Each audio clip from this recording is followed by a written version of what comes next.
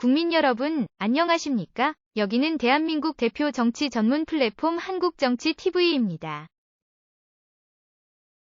최근 급격하게 오른 가스비 인상으로 인해 가정은 물론 취약계층, 자영업자, 중소기업 등이 난방비 폭탄을 맞았습니다.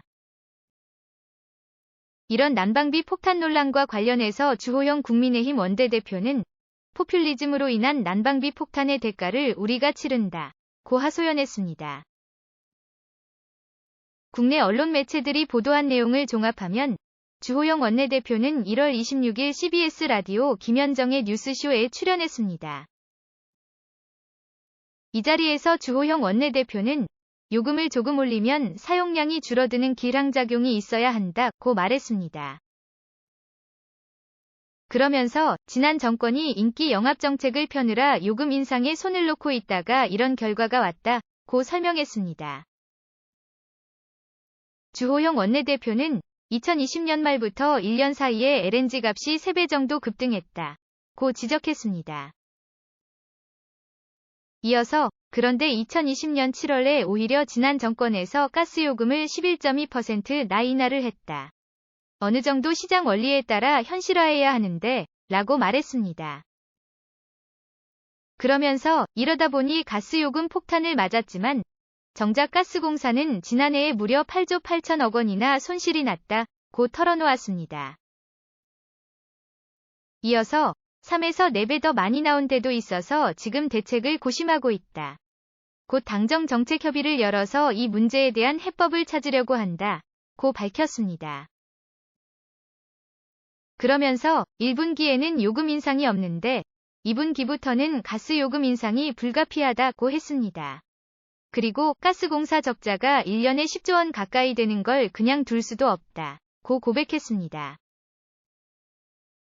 이어서 주호영 원내대표는 러시아, 우크라이나 전쟁으로 가스 공급이 어려워지고 하니까 가격이 대폭 올라갔던 것인데 난방비 폭탄을 그냥 두고 볼 수는 없어서 난방비 보조금 지급이나 에너지 바우처라는 교환권을 지급하는 방법들을 전부 검토하고 있다고 말했습니다.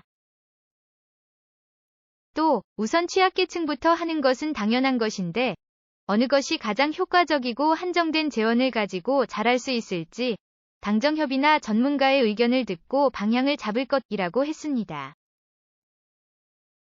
한편 주호영 원내대표는 예견된 난방비 폭탄을 미리 대비하지 못했다는 야당 측 비판에 대해서는 책임 떠넘기기라고 지적했습니다.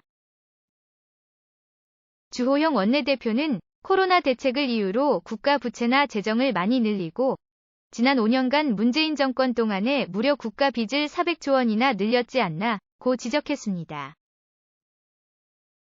그러면서 이런 것이 많이 풀려 물가 상승 요인이 된 측면도 있기 때문에 민주당이 물가 상승에 대해서 책임을 떠넘기는 것은 자기 얼굴에 침 뱉기라고 했습니다.